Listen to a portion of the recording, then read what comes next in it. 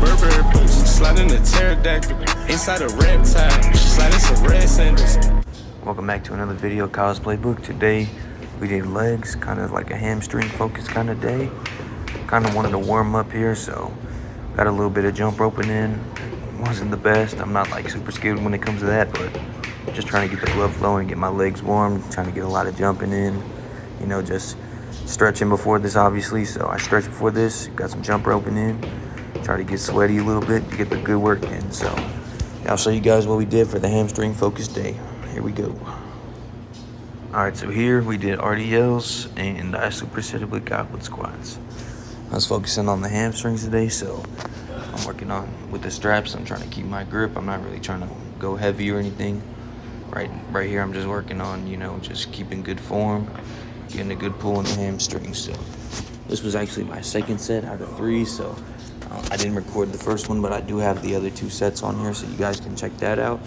And you'll see that the goblet squat superset is in here. So, and that really did help me push to the limit, because those goblet squats are no joke whatsoever.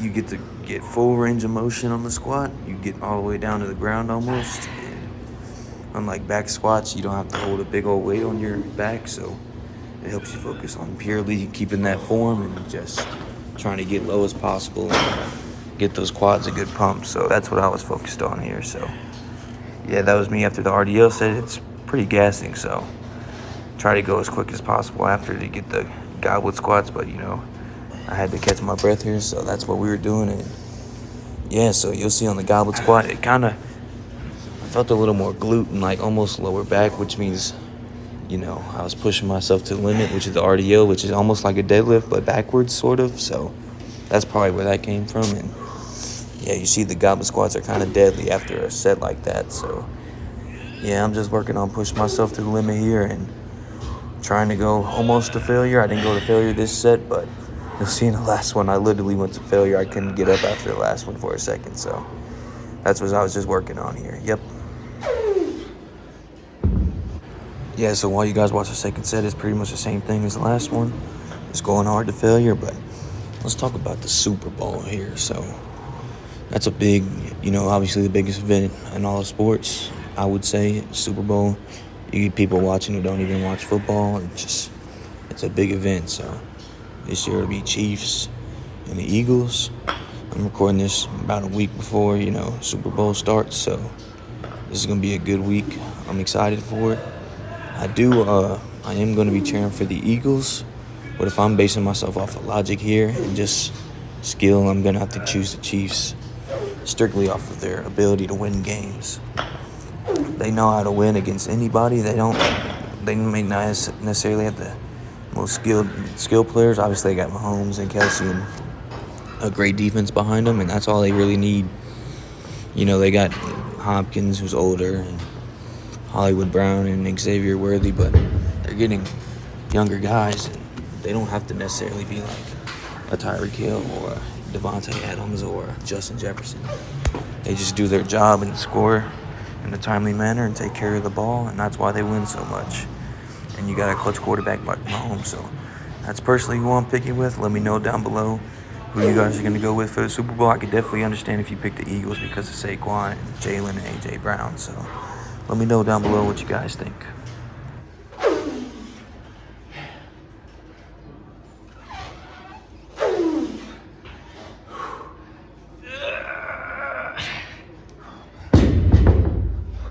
Next thing we did was leg extensions.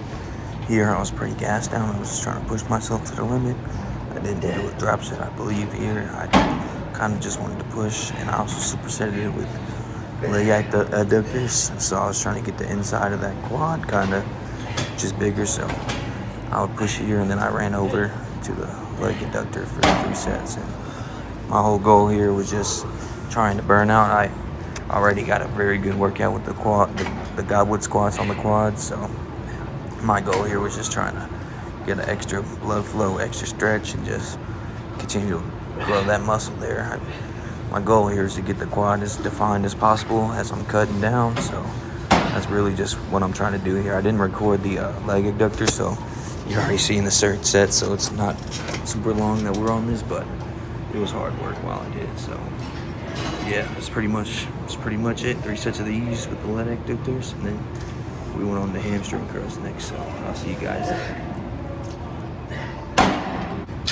All right, so here we're doing hamstring curls. Did 3 sets here, maybe 10 to 12. I don't try to go for too many on hamstring curls because I was burned out from the RDLs as well. On top of the goblet squats, because the squats you get the whole leg, and the RDL focuses mainly on the hamstring and glute. So these were pretty tough and challenging at the end. It really just gave me something to challenge myself with, so that's why I like these. And then I superset it with some calf raises. I just like to superset these just because, you know, a little bit extra work, and you get to, you know, you don't have to spend as long at the end doing 8 or 10, whatever amount of sets you want to do on your calves. So if you start to superset during the workout, like the main part with the hamstring and the quad, you don't have to wait as long after doing calves. And me personally, my calves are just fine. I don't really look at them as like the major part of my, you know, body where I want to grow. Like I think they'll grow naturally just doing like 6 sets of calf raises once a week. Maybe I don't try to do them every single time, like a whole bunch. I used to want to spam them and try to get them as big as possible, but it just puts pain in your body. So me personally, I just kind of like to let it build. So just let it work on its own. And whenever I play basketball, that definitely helps to strengthen the calf muscle and the legs. So it's not like a main focus of mine, but it's definitely something I incorporate into my workouts. And I'd recommend, if you're newer to the gym and you know you want to grow your legs and get like a stronger look or more defined look, just work on that quad muscle up in that front.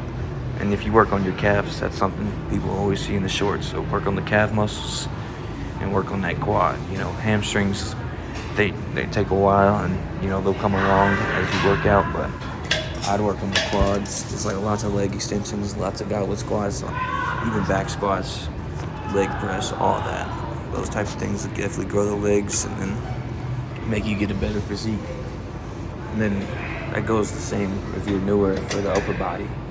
You want to kind of go for like shoulders and like triceps, because that's like the main parts that people see. You obviously want to work your chest and back, but it's harder to get those things like to the best part. But if you start working on your shoulders for 2-3 months, your physique will look totally different. Same thing with the triceps. If you do a bunch of ropes and like pull downs and everything, you know, it'll grow that arm pretty quickly, because most of your arm is the triceps. So that's really the main thing in training that I try to incorporate, and I would recommend for others. So yeah, we're almost done with this set. We'll go to calves next. Yeah, but I touched on earlier, I don't do crazy amount of calves. I'm not doing 20 sets of them or anything. I did 3 sets here and 3 sets earlier standing. So here I was just trying to build the calf a little more, get a good stretch. I don't do a heavy weight, as you can see. It's like a 25 and a 10. I don't like to do a bunch of weight on calves. It just puts extra strain and hurt on your muscle. And you really should just be taking your time, getting a good stretch and just growing the muscle, because it doesn't matter what the weight is for that. Like obviously for chest or arms or shoulders or most other things, you want to get heavier weight to push yourself, but this is something I'm not really worried about the weight. I'm just worried about getting a good stretch and letting the muscle grow and recover on its own, because you don't want to put a bunch of strain on the calves. You use them every day anyway when you're walking and going places, so obviously they get stimulation from just walking around, just walking up and down the stairs, or just walking anywhere at work or wherever you're doing.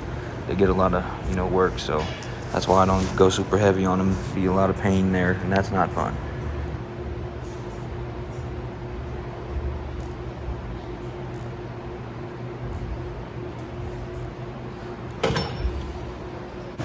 Yep, and to finish the workout off, I did some cardio.